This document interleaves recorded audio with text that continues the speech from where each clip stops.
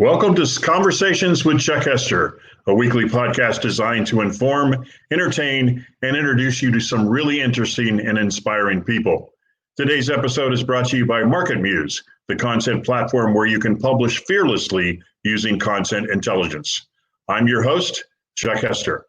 And today I have the privilege of kind of redubbing this as Conversations with Chuck Hester Rock and Roll Edition, because my guest is Eric Marcoullier, a startup coach and product coach as well.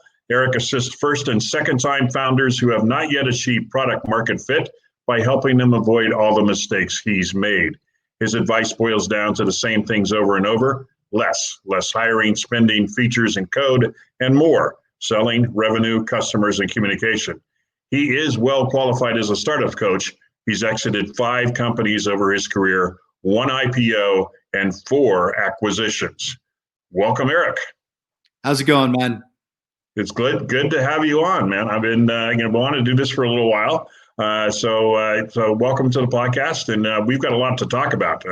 We talked about that pre-show as to what we want to cover. But first, let's start with a startup and product coach. So first of all, explain what that is and how you work with your clients.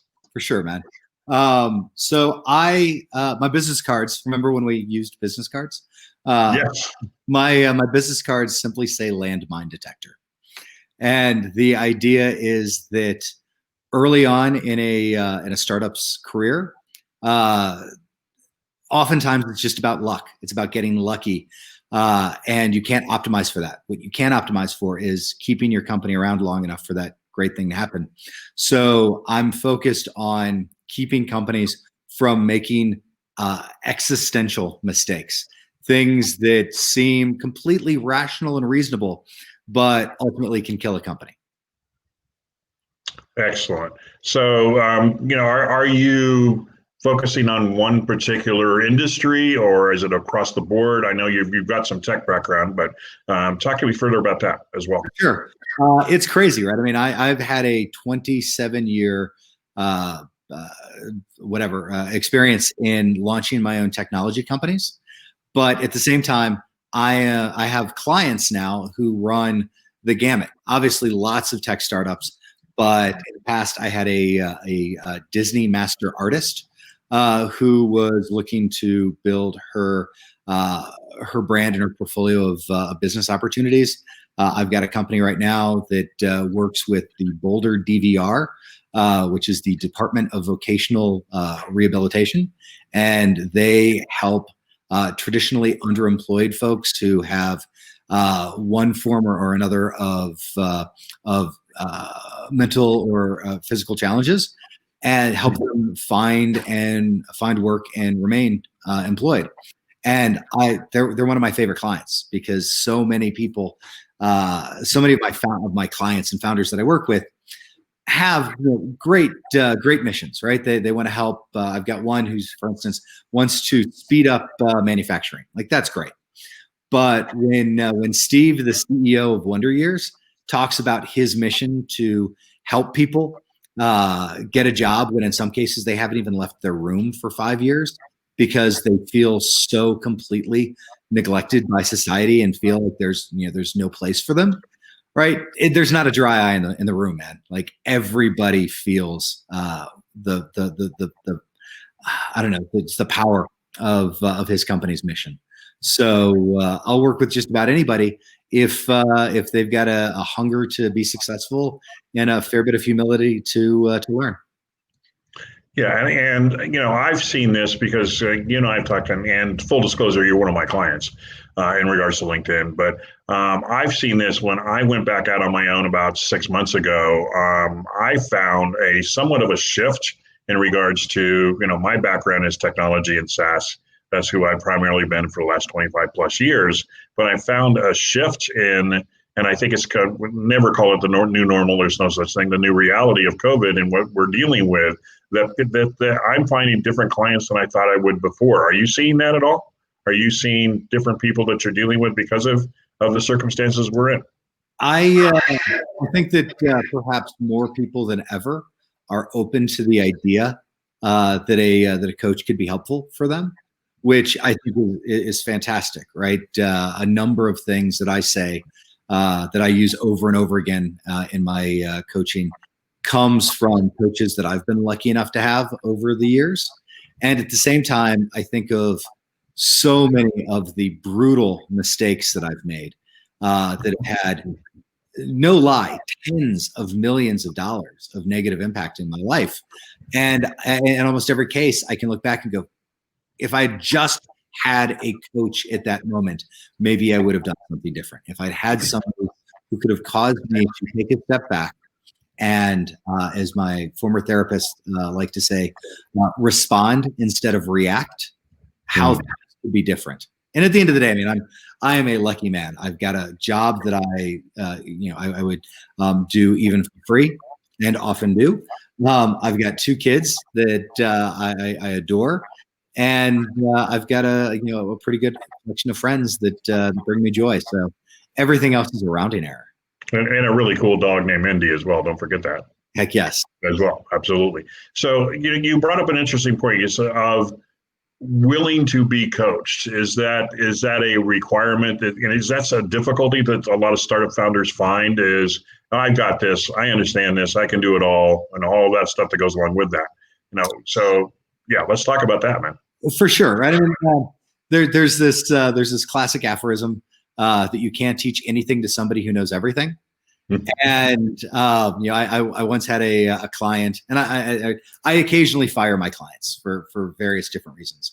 And I had one who I really loved. She was an amazing person, and I finally said, "You're not coachable."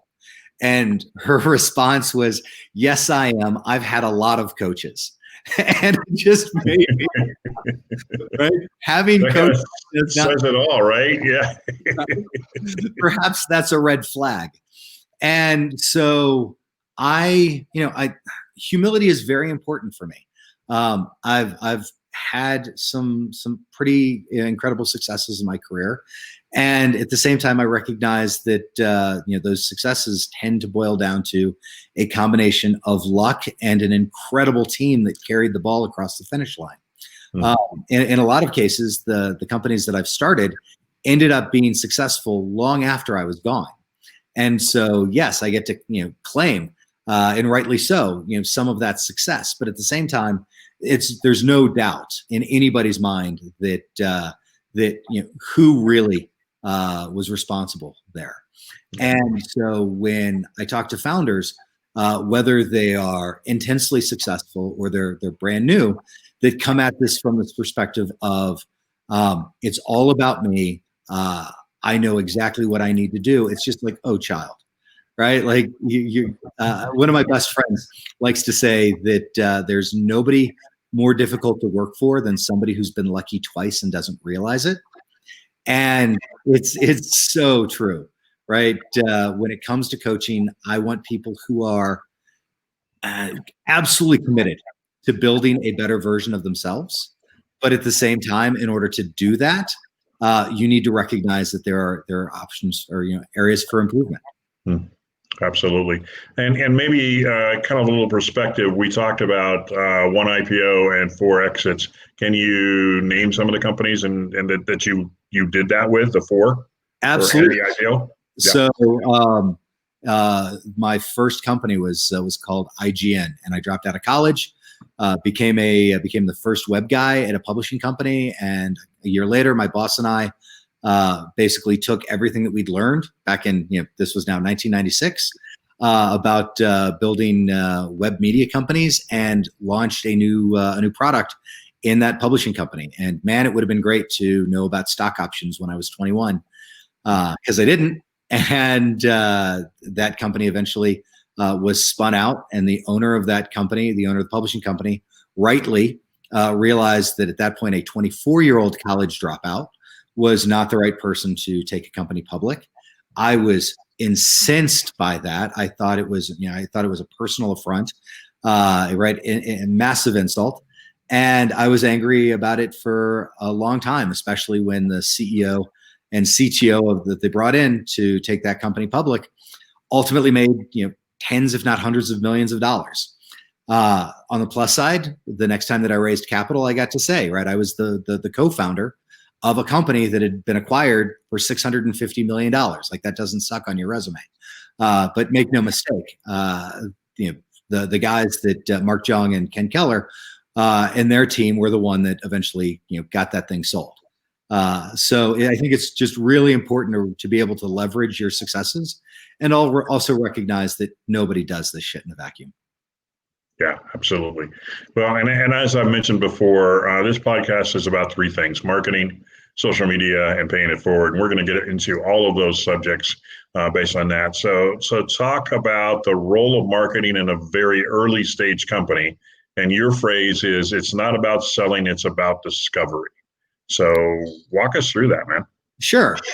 So I think one of the challenges that so many founders have, and I put myself squarely in this, right? As you called out early on, I coach from a perspective of helping founders not make all the mistakes that I've made. And I not only have made, I feel like every mistake, I've invented a bunch of them, but a mistake that I made many times and that so many founders make is they're focused on their solution in a vacuum. And a good friend of mine who ran a couple of different accelerators likes to say founders need to fall in love with the problem more than they fall in love with their solution. And I adore that. What happens is a lot of people in a vacuum come up with that solution and they say, oh my gosh, I've got this great idea. Let's go sell it. And the problem is they don't understand their customers at all. And so it's very difficult to sell to somebody when you don't understand their specific problems and you haven't earned the right to offer a solution.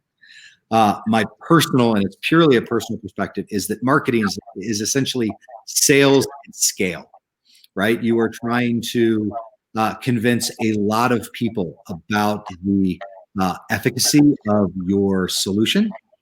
And again, if you don't understand the problem of the market that you're trying to sell to, how can you possibly close a deal? And so all of the founders need to be the salespeople, first of all, or in an early company, and their job is to ask questions. It's not to go into conversations and say, hey, here's this thing that you should have. It's tell me about your problems. And ultimately, we hope that there is a road that connects the problem to the solution. I love the idea of marketing being able to ask questions at scale, right? It's not about advertising on Facebook to 100,000 people that you've got this solution. It's asking 100,000 people on Facebook if they have specific problems. The classic example is Tim Ferriss using Google AdWords to determine the optimal name for the 4-hour work week. I was just talking about it with a friend over the weekend. His original plan was calling it dealing drugs for fun and profit, because he had a supplements business at the time. And it was like, wow, that's a great that's a great name, but it's not necessarily the right name.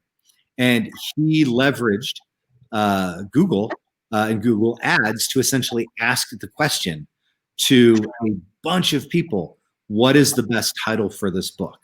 And so using social platforms and using different advertising platforms to ask questions, right? Seeing what problem statements resonate. And you can tell simply by measuring click-through, right? If you say, hey, we think you've got this problem, and nobody clicks, all right, either they don't have that problem, or just as likely they've got the problem, but you used the wrong language. Yeah. And so, at the end of the day, I am a huge believer that you want to leverage marketing early, but it's all in the service of learning, not doing. Yeah, and you bring up a good point. I mean, there's a lot of folks out there. As a matter of fact, in a couple of weeks, one of my heroes, Marcus Sheridan, who wrote the book, They Ask, You Answered, is basically all about that. And Bob Berg, who was on a week or so ago, same type of situation of, if you want referrals, you need to walk through and ask, okay, what's the problem? How can we, as opposed to, guess what, Eric, here's my solution and you should buy it. Those type of things. And you brought up another point, which is interesting too, because I've been in a couple of different startups as well. And, you find founders who come in there and they say, oh, this is such a great idea. I'm going to go ask Jim and John and Jane and all my good friends, and we'll have a beer and we'll talk about it. And of course they go, great idea, Chuck, not a problem whatsoever, because they're your friends and they're not, we're not crowdsourcing as far as that goes. So yeah, marketing to find solutions and to find answers as opposed and ask questions. Interesting take as to that and making that work. So great to see that's something that's a philosophy of yours as well. One thing that I add there that I'm a huge fan of and coach over and over again, right? It's this goes back to falling in love with the problem and not the solution. When you ask most founders, what do? They immediately talk about their solution, right? And not only do they talk about their solution, they talk about it in their own view, right? So what do you do? Oh my God, we build this software that allows you to do X, Y, and Z. And it's just like, wrong. Like, don't even go back to zero. Try again. The proper way of answering that, right, is, and this can be trained, but ideally it's something that is so deeply ingrained because you've fallen in love with that problem that when you ask a founder, what do? The very first thing they say is, so there's this group of people and here's what they struggle with, right? And then you get that context and then you naturally go, well, oh my God, well, how do you solve that? Glad you asked. We solve that problem by doing X, right? Anybody who answers the question, founder who answers the question, what do you do? They're talking about themselves, has already fucked up. Yeah, absolutely. No doubt about it. So let's shift gears a little bit because, as a Pay It Forward advocate, and later in the program, we'll talk about the Pay It Forward Tuesdays initiative, which you're aware of.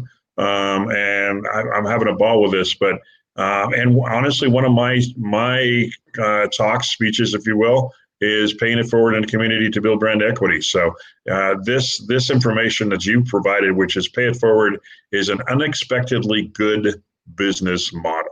First of all, I couldn't agree more. But elaborate. Tell me what you see there.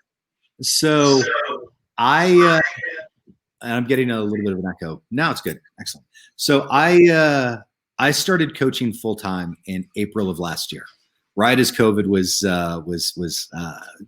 making huge changes. And at that point, I'd been coaching part time, left my permanent position at a startup that I'd co-founded, and found myself with 4 clients, which wasn't even enough to pay alimony. And the entire reason that I started coaching was because alimony is expensive, and found in the process of doing so that helping other people start their own companies was the most meaningful thing that I had done in years. And so here I am making the leap right at the point where the business world is getting absolutely brutalized by a pandemic. And all I could think of was, I've got to get clients, I've got to get clients, I've got to get clients, I've got to get clients. That was just the refrain that was going through my head nonstop. Got to get more and more clients.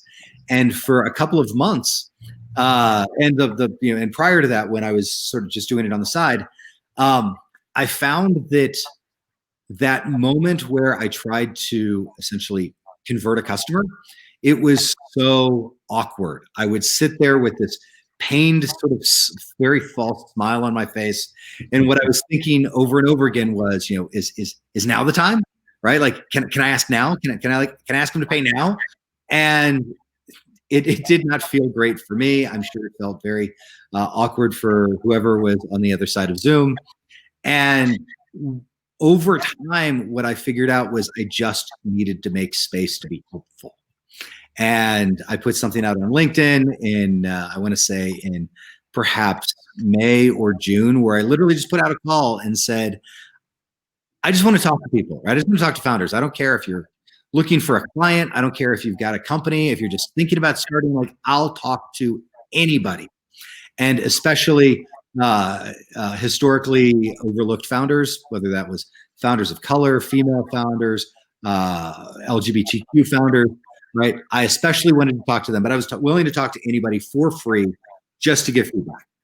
And then over time, right, what I discovered was the magic was just to coach until I knew that I had brought something of value.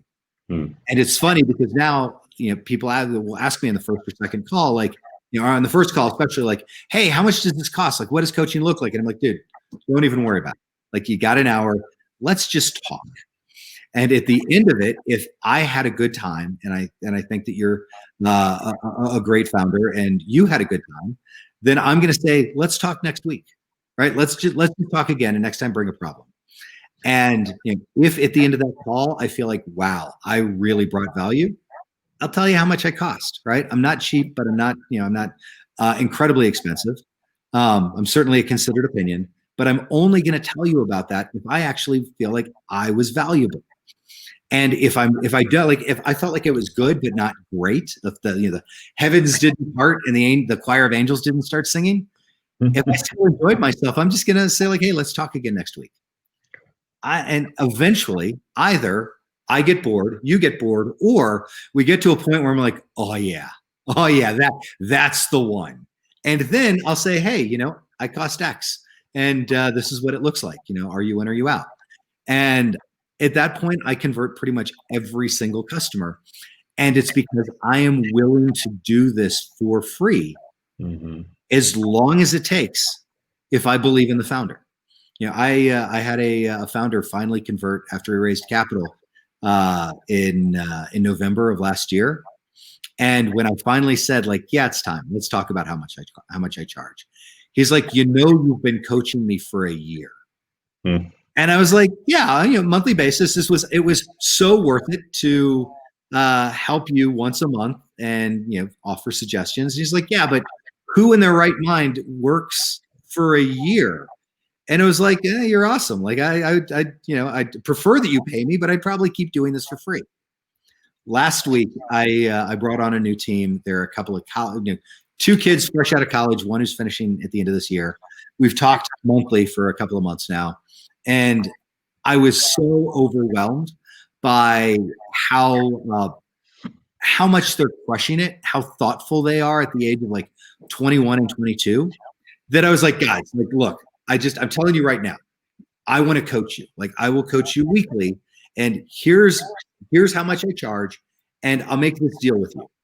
You don't have to pay me until you raise capital, which could be a couple of months, it could be the end of the year.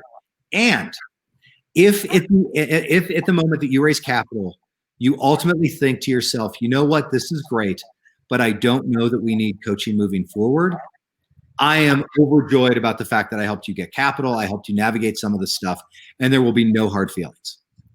And one of the founders was like, come on, dude, seriously? Like, you're literally telling me that you will help us for perhaps 6 months, and finally, when we've got the ability to pay, if we don't want to pay you, we don't have to. I was like, dude, again, like, I will have gotten such joy out of being a part of your entrepreneurial journey that I'm 100% on board for this. Yeah. And honestly, it dovetails with the Pay It Forward Tuesdays initiative that we're doing, the 5 consultants giving a half hour each to work with.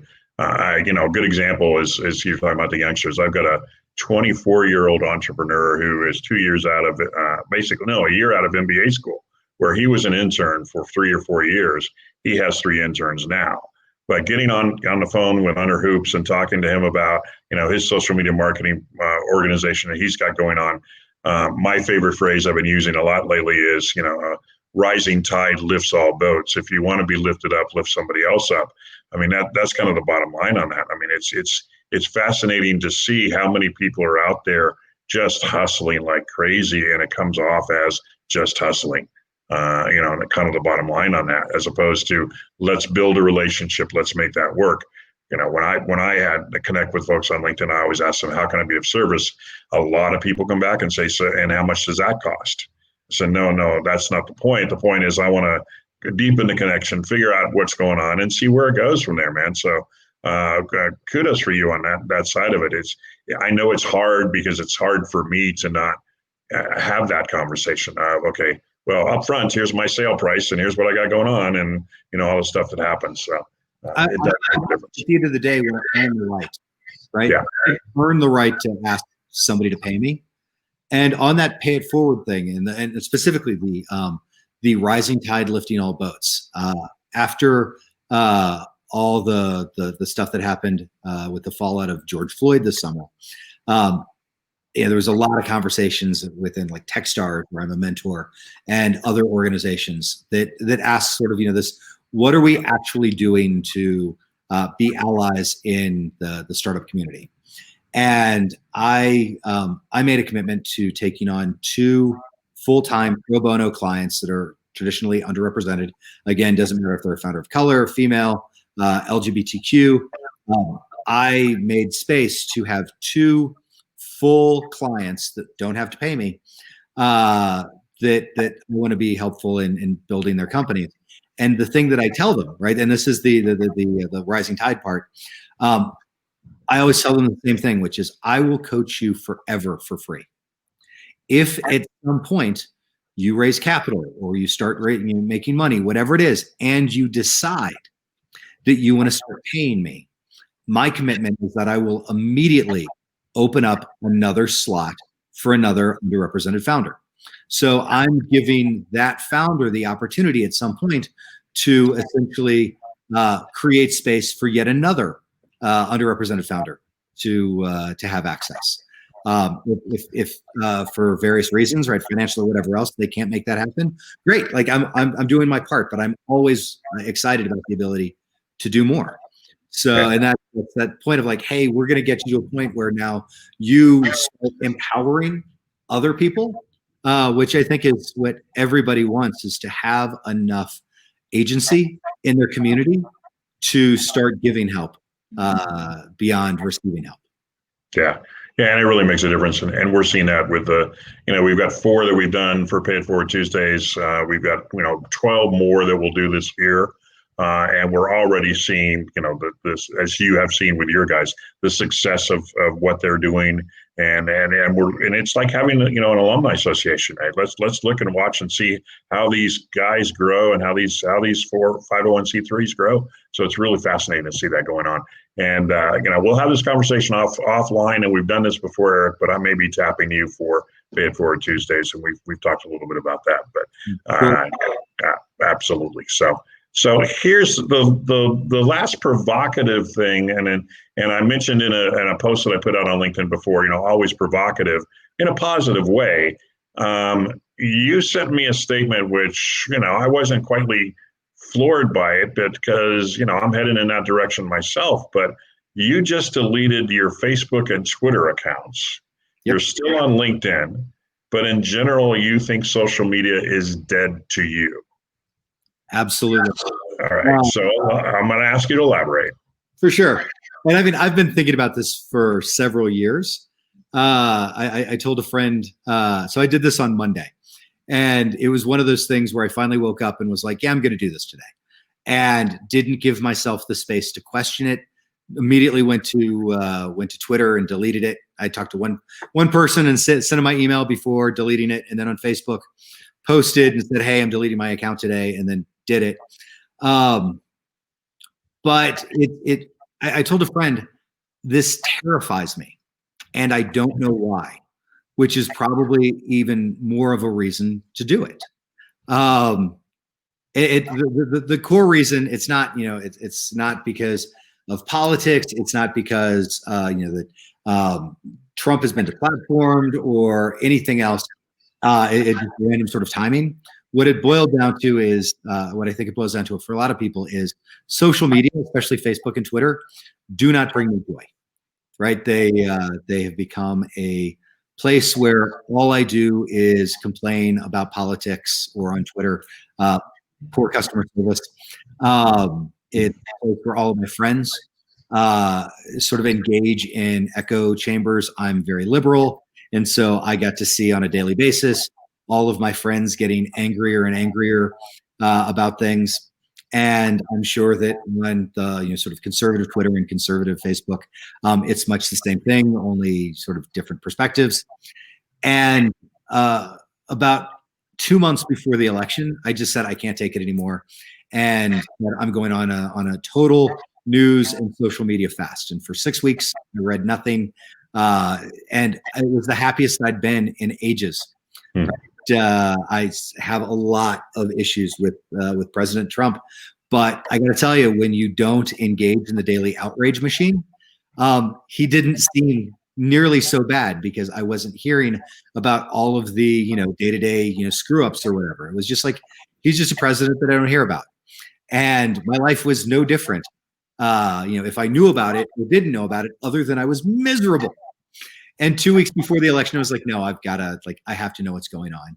And that turned into me being on social media and reading news and doom scrolling for hours a day for another 2 months. And I just said, no, I'm done. I have nothing. And I had a lot of friends, especially on Facebook, in that couple of hours where I had a post that said, yeah, I'm going to be gone by the end of today, that were just like, is there no way for you to find a happy medium here?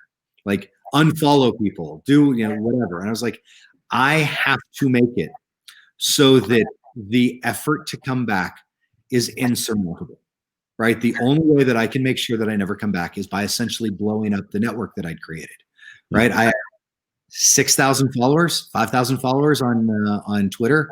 I was friends with like 2,000 people on Facebook.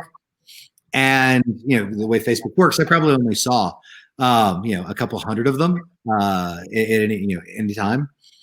And it was hard, right? Because there's all these people that I only think of through Facebook. Random friends that are like, oh, I'm gonna miss your wit, I'm gonna miss your thoughtfulness or whatever else. And there's this like twinge of like, man, like I'm probably never gonna talk to these people again. Just in all reality, social media provides a false sense of connection. And it was just like, yeah, I'm done. And so I deleted it. And what's funny, right, is Facebook and Twitter will eventually let you delete your profile, right? You deactivate it, and after 30 days, if you haven't reactivated it, they nuke it. Facebook is like a I don't know, a battered spouse or something. It's like, baby, it's okay. I understand. You can come back anytime because I love you. And so I don't know that there's any way to truly delete my Facebook profile. It's now deactivated. I can still use Facebook Messenger. I can still log on to Instagram. And when I have more time, I'm going to try and research how to make this permanent, because it sucks. Like, I could go back at any moment and re-engage in this, and I don't want to. And that's the quote unquote power that they have over the masses, if you will, in that they say, oh yeah, even Twitter at 30 days. Yeah, Eric will change his mind. No big deal. We'll just keep him active in the background. Same, but Facebook is even worse. And honestly, I'm may not delete it, but I'm probably going to segment it differently than I have before, other than talking about the podcast. But the other aspect of it, I always used to say that Facebook was only about my applesauce recipes, my cooking, and my love for USC and Monopoly. So I think I need to start going back to that. But I did the same thing only on the news side, especially for COVID, and said, I'm not going to look at it daily. I just can't do it daily. It brings me down. Honestly, it brought me down because there were friends on both sides of the aisle, quite frankly, who were, they're major diatribes, and I was saddened by that because I loved these people, hated their rhetoric, and that was kind of the bottom line. So interesting to see that's heading that direction. But Eric, believe us or not, and not believe us or not is not a good term, because conversations with you are always entertaining and provocative. We are actually at the 33-minute mark, believe it or not, so far. So talk to me a little bit about, because I know you have a startup blog, but talk to my listeners where they can find you, how they can get in touch with you. Absolutely. So, the best place to go is Obvious Startup Advice. That one is really easy to spell, and it is a place where every week I write about a different aphorism that I use. I've been doing this for 27 years. You've been doing this for easily as long, Chuck. And I imagine that you're much like me, where at this point I think of so many things in terms of pithy statements, right? A CEO has 3 responsibilities: communicate the vision, hire great people, don't run out of money. Sell it before you build it. All of these things where I pattern match, and there's a lot of pain, a lot of experience, And it all boils down to this one thing that I can use over and over. So at Obvious Startup Advice, on a weekly basis, I take one of those aphorisms and I write an article, typically about 1,000 words, that just describes why I feel that way, right? How I've come to that belief. I talk about some examples, and then typically, some things that you can do to be more productive in that frame. And I've got a fantastic co-writer, right? I've got serious ADD.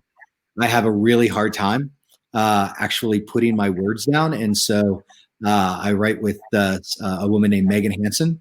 She's the best. Yeah, absolutely.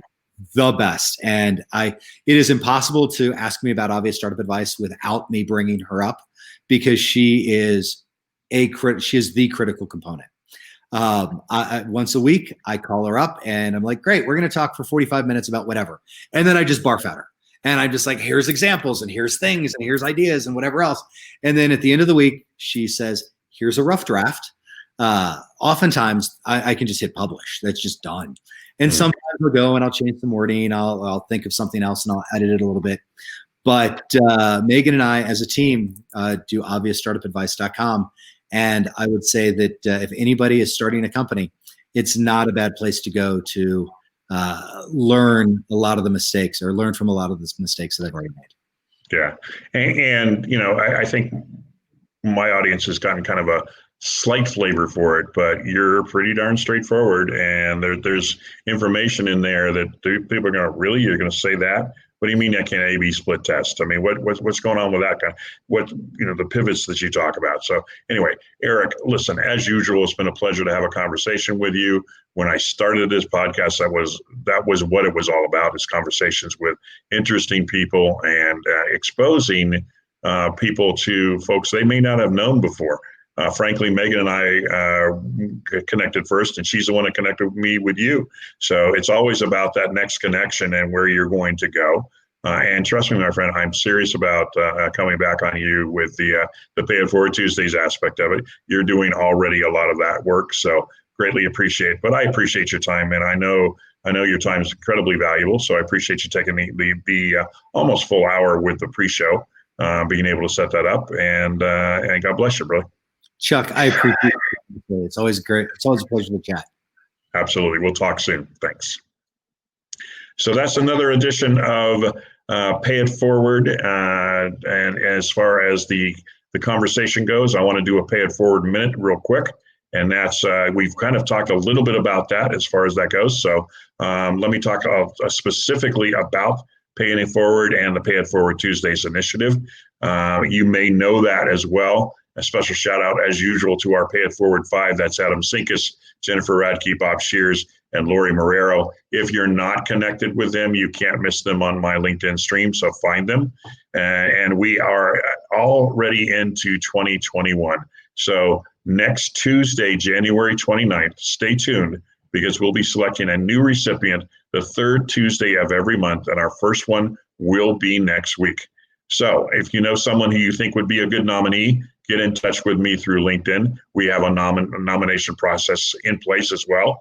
And as Eric had mentioned as well, really nice to be able to pay it forward to community to build that brand equity. So if you're a company or organization that provides products and services to the small business entrepreneurial community or the 501c3 community, you can participate in Pay It Forward Tuesdays.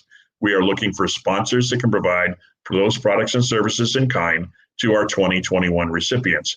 Great way to pay it forward and also build that brand equity. So contact me for details and more information. And with this, I also want to thank my sponsor, Market Muse. Market Muse is a place where you can publish fearlessly using content intelligence. So that wraps it up for Conversations with Chuck Hester. Next week on January 13th, my guest is Tamsin Webster, keynote speaker, message strategist, and full-time idea whisperer, and creator of the proprietary Red Thread method of storytelling. Please feel free to share this podcast with your friends and connections. The replay will be on very soon on Facebook and YouTube. You can subscribe to my YouTube channel. Also through Anchor FM, the audio of the podcast can be found on Google Podcasts and Spotify and several other places as well, many other channels.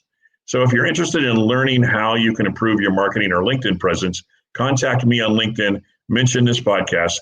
I'll give you a free 15-minute discovery call. And as Eric mentioned, it could go longer and it won't cost you a thing. And if you are interested in my one-on-one training, I'm running a 21 for 21 special right now, 21% off through January 21st, 2021. Not a big sales guy, but I had a lot of fun with the 21s. So anyway, long story short, that's it for this week on Conversations with Chuck Hester. Until next time, this is Chuck Hester wishing you Happy New Year, an amazing 2021. Stay well, stay connected, and always pay it forward.